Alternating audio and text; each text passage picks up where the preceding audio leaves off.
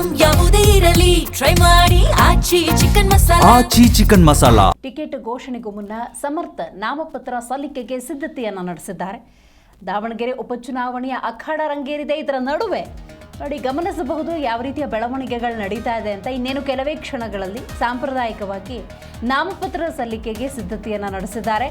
ಸಚಿವ ಎಸ್ ಮಲ್ಲಿಕಾರ್ಜುನ್ ಪುತ್ರದಿಂದ ಬಹುತೇಕ ನಾಮಪತ್ರ ಸಲ್ಲಿಕೆ ಆಗುತ್ತೆ ಇನ್ನೇನು ಕೆಲವೇ ಕ್ಷಣಗಳಲ್ಲಿ ಅಂತ ಹೇಳಲಾಗ್ತಾ ಇದೆ. ಸಾಂಕೇತಿಕವಾಗಿ 2 ಸೆಟ್ ನಾಮಪತ್ರ ಸಲ್ಲಿಕೆಗೆ ಸಿದ್ಧತೆಯನ್ನು ಮಾಡಿಕೊಳ್ಳಲಾಗಿದೆ. ಹೌದು, ಇನ್ನೇನು ಕೆಲವೇ ಕ್ಷಣಗಳಲ್ಲಿ ಸಮರ್ಥ ನಾಮಪತ್ರವನ್ನು ಸಲ್ಲಿಸ್ತಾರೆ.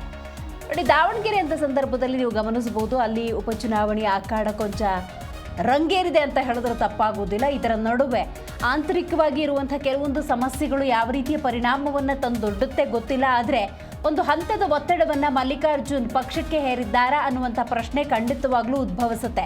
ಟಿಕೆಟ್ ಯಾರಿಗೆ ಅನ್ನುವಂಥ ಫೈನಲ್ ರಿಸಲ್ಟ್ ಇನ್ನೂ ಕೂಡ ಬಂದಿಲ್ಲ. ಅಷ್ಟರಲ್ಲಿ ಆಗ್ತಿರುವಂತಹ ಬೆಳವಣಿಗೆಯನ್ನು ನೀವು ಗಮನಿಸಬಹುದು. ಸಾಂಕೇತಿಕವಾಗಿ 2 ಸೆಟ್ ನಾಮಪತ್ರ ಸಲ್ಲಿಕೆಗೆ ಸಿದ್ಧತೆಯನ್ನು ಮಾಡಿಕೊಳ್ಳಲಾಗಿದೆ. ಸಮರ್ಥ ಇನ್ನೇನು ಕೆಲವೇ ಕ್ಷಣಗಳಲ್ಲಿ ನಾಮಪತ್ರವನ್ನು ಸಲ್ಲಿಸ್ತಾರೆ. ಮಲ್ಲಿಕಾರ್ಜುನ್ ಅವರ ಪುತ್ರ ಈ ಸಮರ್ಥ ನಾಮಪತ್ರ ಸಲ್ಲಿಸುವುದಕ್ಕೆ ಸಿದ್ಧತೆಯನ್ನು ನಡೆಸಿದ್ದಾರೆ.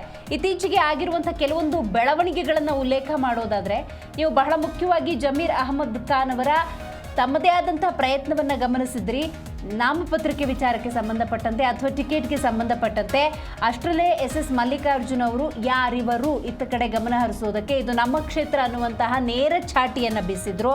ಇದೆಲ್ಲದರ ನಡುವೆ ಟಿಕೆಟ್ ಯಾರಿಗೆ ಅನ್ನುವಂಥ ಪ್ರಶ್ನೆ ಉದ್ಭವಿಸಿದ ಸಂದರ್ಭದಲ್ಲೂ ಕೂಡ ಅಲ್ಪಸಂಖ್ಯಾತರು ವಿಶೇಷವಾಗಿ ಅತಿ ಹೆಚ್ಚು ಮತವನ್ನು ಆ ಕ್ಷೇತ್ರದಲ್ಲಿ ಹೊಂದಿರೋದ್ರಿಂದಾಗಿ ಅವರ ಬೆಂಬಲ ಯಾರಿಗೆ ಅನ್ನುವಂಥ ಪ್ರಶ್ನೆ ಉದ್ಭವಿಸಿತ್ತು. ಅಲ್ಪಸಂಖ್ಯಾತ ಮುಖಂಡರು ಕೂಡ ಒಂದು ಸ್ಪಷ್ಟ ಸಂದೇಶವನ್ನು ರವಾನೆ ಮಾಡಿದ್ದಾರೆ. ಎಸ್ ಮಲ್ಲಿಕಾರ್ಜುನ್ ಅವರ ಕುಟುಂಬಕ್ಕೆ ಅಥವಾ ಶಾಮನೂರು ಕುಟುಂಬಕ್ಕೆ ಟಿಕೆಟ್ ಹೋಯ್ತು ಅನ್ನೋದಾದ್ರೆ ನಮಗೆ ಹೆಂಗೆ ಪಾಠ ಕಲಿಸಬೇಕು ಗೊತ್ತು ಅನ್ನುವಂಥ ಸ್ಪಷ್ಟ ಸಂದೇಶವನ್ನು ರವಾನೆ ಮಾಡಿದ್ರು. ಇದೆಲ್ಲದರ ನಡುವೆ ಯಾರಿಗೆ ಟಿಕೆಟ್ ಅನ್ನುವಂಥ ಪ್ರಶ್ನೆಗೆ ಉತ್ತರ ಇನ್ನೂ ಕೂಡ ಲಭ್ಯವಾಗಿಲ್ಲ. ಅಷ್ಟರಲ್ಲೇ ಸಮರ್ಥ ಅಂದರೆ ಮಲ್ಲಿಕಾರ್ಜುನ್ ಅವರ ಪುತ್ರ ನಾಮಪತ್ರ ಸಲ್ಲಿಕೆಗೆ ಸಿದ್ಧತೆಯನ್ನು ನಡೆಸಿದ್ದಾರೆ.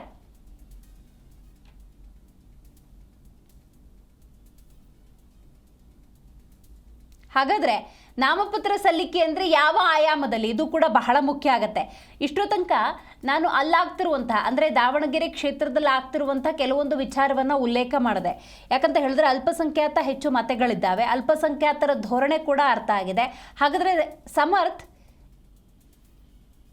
ಪಕ್ಷದಿಂದ ಯಾವುದೇ ರೀತಿಯ ಕ್ಲಾರಿಟಿ ಇಲ್ಲದಿದ್ದರೆ ಯಾವ ರೀತಿ ನಾಮಪತ್ರವನ್ನು ಸಲ್ಲಿಸ್ತಾರೆ? ಹಾಗಾದರೆ ಪಕ್ಷೇತರ ಅಭ್ಯರ್ಥಿಯಾಗಿ ನಾಮಪತ್ರ ಸಲ್ಲಿಸ್ತಾರ ಅನ್ನುವಂಥ ಪ್ರಶ್ನೆ ಉದ್ಭವಿಸಿದೆ. ಶಾಮನೂರು ಶಿವಶಂಕರಪ್ಪನವರ ಮೊಮ್ಮಗ ಸಮರ್ಥ ನಡೆಯ ಮೇಲೆ ಎಲ್ಲರ ಚಿತ್ತ. ಒಂದು ಕಡೆ ಕಾಂಗ್ರೆಸ್ ಅಭ್ಯರ್ಥಿಯಾಗಿ ನಾಮಪತ್ರ ಸಲ್ಲಿಸಬೇಕು, ಪಕ್ಷದಿಂದ ಒಂದು ಅಪ್ರೂವಲ್ ಲಭ್ಯವಾದ ನಂತರ.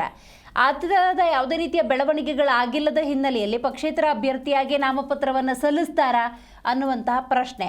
ಈಗ ಪಕ್ಷೇತರ ಅಭ್ಯರ್ಥಿಯಾಗಿ ನಾಮಪತ್ರ ಸಲ್ಲಿಸಿದರೆ ಒಂದು ಒತ್ತಡ ಪಕ್ಷಕ್ಕೆ ಡೆಫಿನೆಟ್ಲಿ ಹೋಗುತ್ತೆ.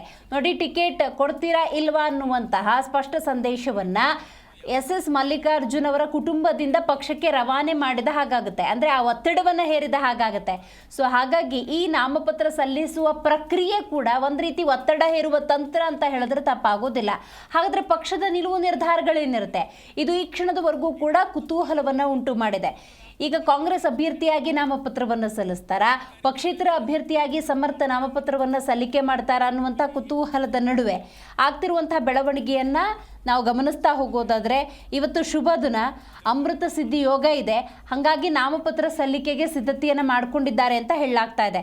ಬೆಳಗ್ಗೆ 6:30ಕ್ಕೆ ದೇವಗುಲದ ದರ್ಶನವನ್ನು ಪಡೆದುಕೊಂಡಿದ್ದಾಗಿದೆ, ಭಗವಂತನ ಆಶೀರ್ವಾದವನ್ನು ಪಡೆದುಕೊಳ್ಳಲಾಗಿದೆ.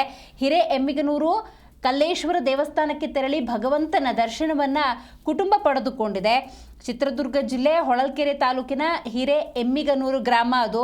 ಸೊ ಹಾಗಾಗಿ ಈಗ ಏನಾಗುತ್ತೆ ಅನ್ನೋದು ಸತ್ಯದ ಕುತೂಹಲವಾಗಿದೆ. ರೈಟ್, ಈ ಬಗ್ಗೆ ಹೆಚ್ಚಿನ ಡೀಟೇಲ್ಸನ್ನು ನಮ್ಮ ಪ್ರತಿನಿಧಿ ಕಲ್ಲೇಶ್ ನೀಡ್ತಾರೆ. ಕಲ್ಲೇಶ್, ಈಗ ಪಕ್ಷದಿಂದ ಯಾವುದೇ ರೀತಿಯ ಅಂತಿಮ ತೀರ್ಮಾನ ಬರದ ನಡುವೆ ನಾಮಪತ್ರ ಸಲ್ಲಿಕೆ ಅಂದಾಗ ಬಹಳ ಕುತೂಹಲ ಇದೆ.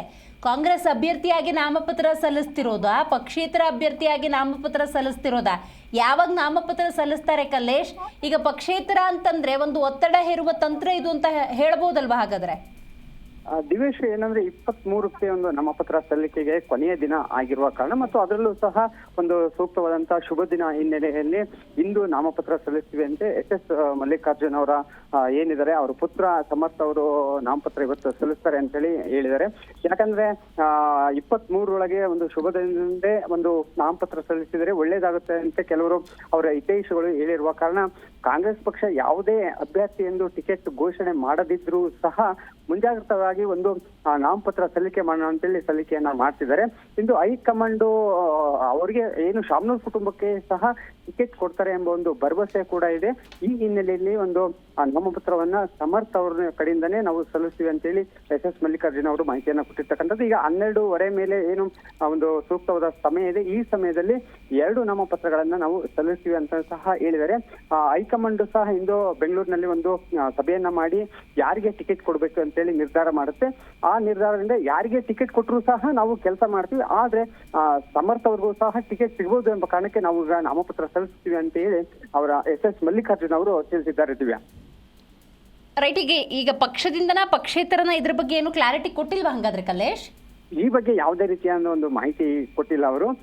ಸಮರ್ಥ ಒಬ್ಬ ಅಭ್ಯರ್ಥಿಯನ್ನಾಗಿ ನಾವು ಕಣಕ್ಕಿಳಿಸ್ತಿದೀವಿ ಅಂತ ಹೇಳಿ. ಯಾಕಂದ್ರೆ ಬಿ ಫಾರಂ ಸಿಗದೇ ಸಹ ಯಾವುದೇ ಒಂದು ಪಕ್ಷದಿಂದ ಅವರು ನಾಮಪತ್ರ ಸಲ್ಲಿಕೆ ಸಾಧ್ಯ ಆಗಲ್ಲ. ಈ ಕಾರಣದಿಂದಾಗಿ ಒಂದು ಸಮರ್ಥ ಹೆಸರಲ್ಲಿ ಒಂದು ನಾಮಪತ್ರವನ್ನ ಸಲ್ಲಿಕೆ ಮಾಡಿರ್ತಕ್ಕಂಥ ಪಕ್ಷ ಒಂದೆಡೆ ಟಿಕೆಟ್ ಕೊಡುವ ಗೊಂದಲ ಸಮಸ್ಯೆಗಳು ಆದ್ರೂ ಸಹ ನಾಮಪತ್ರ ಸಲ್ಲಿಕೆಯಲ್ಲಿ ಯಾವುದೇ ರೀತಿ ಸಮಸ್ಯೆ ಆಗ್ಬಾರ್ದು ಅಂತ ಹೇಳಿ ಈ ಒಂದು ಶುಭ ದಿನ ಇರುವ ಕಾರಣ ಇಂದು ನಾಮಪತ್ರ ಸಲ್ಲಿಕೆಯನ್ನ ಮಾಡ್ತಿದ್ದಾರೆ. ದಿವ್ಯಾ, ಈ ಬೆಳವಣಿಗೆಯ ನಡುವೆ ಅಲ್ಪಸಂಖ್ಯಾತ ಸಮುದಾಯದ ಒತ್ತಡ ಹೆಂಗಿದೆ? ಎಸ್ ಮಲ್ಲಿಕಾರ್ಜುನ್ ಅವರು ಹೇಳಿದ ಪ್ರಕಾರ ಪಕ್ಷ ಅಲ್ಪಸಂಖ್ಯಾತರಿಗೆ ಕೊಟ್ರೆ ನಾವು ಕೆಲಸ ಮಾಡ್ತೀವಿ, ನಮಗೆ ಟಿಕೆಟ್ ಕೊಟ್ರೆ ಅವರು ಕೆಲಸ ಮಾಡ್ಬೇಕಂತ ಸಹ ಹೇಳಿದ್ದಾರೆ. ನಾವು ಟಿಕೆಟ್ ವಿಚಾರದಲ್ಲಿ ಯಾವುದೇ ರೀತಿ ನಾವು ಗೊಂದಲವನ್ನ ಸೃಷ್ಟಿ ಮಾಡೋದಿಲ್ಲ. ಕಾಂಗ್ರೆಸ್ ಪಕ್ಷದ ಭದ್ರಕೋಟೆ ಆಗಿರೋ ಕಾರಣ ಈ ಕ್ಷೇತ್ರವನ್ನ ಬಿಟ್ಕೊಡ್ಲಿಕ್ಕೆ ಸಾಧ್ಯವಿಲ್ಲ. ಯಾರಿಗೆ ಪಕ್ಷ ಟಿಕೆಟ್ ಕೊಡುತ್ತೋ ಅವ್ರ ಪರವಾಗಿ ನಾವು ಕೆಲಸ ಮಾಡ್ತೀವಿ, ನಮ್ಮ ಫ್ಯಾಮಿಲಿಗೆ ಟಿಕೆಟ್ ಕೊಟ್ರೆ ಅವರು ಕೆಲಸ ಮಾಡ್ಬೇಕಂತ ಹೇಳಿದ್ದಾರೆ. ಒಟ್ಟಾರೆಯಾಗಿ ಇಂದು ಬೆಂಗಳೂರಿನಲ್ಲಿ ನಡೆಯುವಂತ ಒಂದು ಸಭೆಯಲ್ಲಿ ಅಂತಿಮ ತೀರ್ಮಾನ ಆಗುತ್ತೆ. ಆ ಬಳಿಕನೇ ಯಾರಿಗೆ ಟಿಕೆಟ್ ಎಂದು ನಿರ್ಧಾರ ಆಗುತ್ತೆ. ಈಗ ಅಲ್ಪಸಂಖ್ಯಾತ ಸಮುದಾಯದ ಕೆಲ ಮುಖಂಡರು ರೀಸೆಂಟ್ ಆಗಿ ಒಂದು ಪಕ್ಷ ಮಗದೊಮ್ಮೆ ಎಸ್ ಕುಟುಂಬಕ್ಕೆ ಅಥವಾ ಮಲ್ಲಿಕಾರ್ಜುನ್ ಅವರ ಕುಟುಂಬಕ್ಕೆ ಟಿಕೆಟ್ ಅನ್ನ ಕೊಡೋದಾದ್ರೆ ನಮ್ಗೆ ಹೇಗೆ ಪಾಠ ಕಲಿಸ್ಬೇಕು ಗೊತ್ತಿದೆ ಅನ್ನುವಂಥ ಸ್ಪಷ್ಟ ಸಂದೇಶ ಕೊಟ್ಟಿದ್ರು ಕೂಡ ಈ ಭಿನ್ನಮತವನ್ನ ಕಡಿಮೆ ಮಾಡುವಂತ ನಿಟ್ಟಿನಲ್ಲಿ ಪಕ್ಷದ ಸ್ಟ್ಯಾಂಡ್ ಅಥವಾ ಅವರ ಪ್ರಯತ್ನ ಇದ್ರ ಬಗ್ಗೆ ಏನ್ ಹೇಳ್ತೀರಿ ಕಲೇಶ್? ಏನಂದ್ರೆ ದಾವಣಗೆರೆಯಲ್ಲಿ ನೋಡ್ರೆ ಎಸ್ ಏನ್ ಕುಟುಂಬ ಇದೆ, ಶಾಮನೂರ್ ಕುಟುಂಬ, ಇದೊಂದು ರಾಜಕೀಯವಾಗಿ ಮತ್ತು ಆರ್ಥಿಕವಾಗಿ ಎಲ್ಲಾ ರೀತಿಯಲ್ಲೂ ಸಹ ಸದೃಢವಾಗಿರ್ತಕ್ಕಂಥದ್ದು. ಚುನಾವಣೆ ಬೇಕಂದ್ರೆ ಎಲ್ಲಾ ರೀತಿಯಂತ ಸಹಕಾರ ಬೇಕಾಗುತ್ತೆ. ಆದ್ರೆ ಕೇವಲ ಇಲ್ಲಿ ಅಲ್ಪಸಂಖ್ಯಾತರು ಅಥವಾ ಬೇರೆ ಒಂದು ಇವರಿಗೆ ಅಂತ ಟಿಕೆಟ್ ಗೊಂದಲ ಸೃಷ್ಟಿ ಮಾಡೋದು ಬೇಡ. ನಾವು ಕಾಂಗ್ರೆಸ್ ಪಕ್ಷವನ್ನ ಉಳಿಸಿಕೊಳ್ಬೇಕು ಅನ್ನೋದೇ ದೃಢ ನಿರ್ಧಾರ ಆಗಿದೆ ಅಂತ ಎಸ್ ಮಲ್ಲಿಕಾರ್ಜುನ್ ಹೇಳ್ತಿದ್ದಾರೆ. ಮತ್ತು ಈ ಗೊಂದಲವನ್ನ ನಾವು ಇತ್ಯರ್ಥ ಮಾಡ್ತೀವಿ ಅಂತಾನೂ ಸಹ ಹೇಳಿದ್ದಾರೆ. ನಾವು ಪಕ್ಷದ ಸಿದ್ಧಾಂತಕ್ಕೆ ನಾವು ತಲೆ ಬಾಗ್ಬೇಕಾಗಿದೆ, ಯಾರಿಗೆ ಟಿಕೆಟ್ ಕೊಟ್ಟರು ಸಹ ಅವ್ರ ಕೆಲಸ ಮಾಡಬೇಕು ಅಂತ ಹೇಳಿದ್ರೆ ಮತ್ತು ಈ ಕುರಿತಂತೆ ಕೆಲವರು ಭಿನ್ನಾಭಿಪ್ರಾಯವನ್ನ ಶಮನಗೊಳಿಸುವಂತ ಪ್ರಯತ್ನ ಕೂಡ ಮಾಡ್ತಿದ್ದಾರೆ. ಅಲ್ಲಿ ಕೇವಲ ಅಬ್ದುಲ್ ಜಬ್ಬಾರ್ MLC ಇದ್ದಾರೆ, ಅವರು ಮಾತ್ರ ಟಿಕೆಟ್ ಅನ್ನ ಕೇಳ್ತಿದ್ದಾರೆ ಹೊರತು ಬೇರೆ ಯಾರು ಸಹ ಟಿಕೆಟ್ ಅನ್ನ ಕೇಳ್ತಾ ಇಲ್ಲ. ಹೀಗಾಗಿ ಚುನಾವಣೆ ಸಮಯದಲ್ಲಿ ಇಂಥ ಸಮಸ್ಯೆಗಳು ಇದ್ದೇ ಇರ್ತವೆ, ಇದನ್ನೆಲ್ಲ ನಿಭಾಯಿಸ್ತೀವಿ ಅಂತ ಎಸ್ ಮಲ್ಲಿಕಾರ್ಜುನ್ ಸಹ ಹೇಳಿದ್ದಾರೆ. ಥ್ಯಾಂಕ್ ಯು ನಿಮ್ಮೆಲ್ಲ ಮಾಹಿತಿಗಾಗಿ ಕಲ್ಲೇಶ್.